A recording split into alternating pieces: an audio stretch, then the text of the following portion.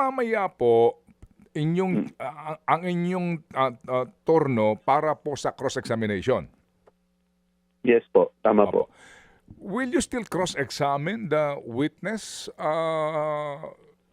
or will that still help you? Meron pa ho bang bagay na dapat pong klaruhin kahapon? Well, yes po, no. Definitely kami ay nagbabalak mag-cross-examine mamaya. Although, syempre, I cannot give you the details kung ano yung purpose ng cross-examination because nga hindi namin pwede pag-usapan yung mga bagay na yan. And of course, we also don't want to preempt what the defense will do.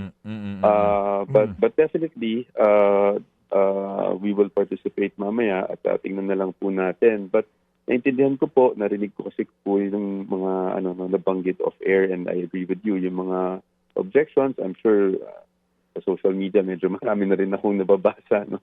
So, normal lang po talaga na nag-object tayo. Ngayon, whether it's sustained or overruled, of course, that's with the impeachment court. But more than that, we are just putting our objections on record. Opo. Pero, attorney, hindi ho ba ang main issue po dito sa Article 4 na ito ay yung ginawang pagbabanta ng Vice Presidente? Ano po? No? Basically po, yun ang main meat, no?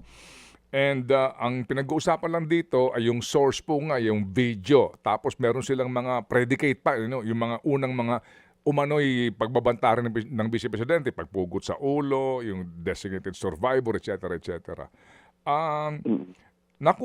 Napapansin nyo ba yung trend nito? Papunta po doon sa psychological capacity ng Vice Presidente to hold office?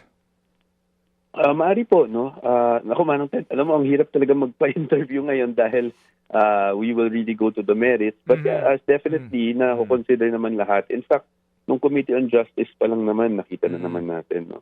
Yung, kumbaga, yung nabanggit nyo nga na trend or ang stating na namin is more probably the theory of the case. But syempre, I also don't want to put words or speculate on the strategy of the prosecution. But yun nga po, no? Kahapon, although authentication ang ginagawa, obviously, NBI agent din po iyon at NBI investigation din po kasi yung talagang pinag-uusapan dito.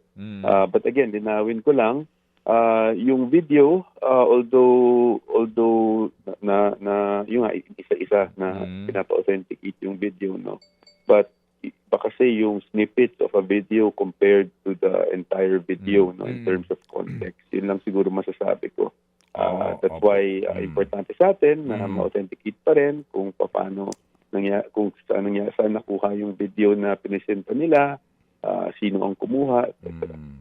Mga kapatid, patuloy po kayong tumutok sa 105.9 True FM para sa totoong balita, impormasyon, music and entertainment. Mag-subscribe sa aming YouTube channel at podcast at sundan nyo kami sa Facebook, Instagram, X at TikTok sa True Network PH. Bisitahin din po ang aming official website, truefm.ph. At panoorin din kami sa True TV Signal, Channel 19. Kami po ang 105.9 True FM. Laging true sa'yo, kapatid.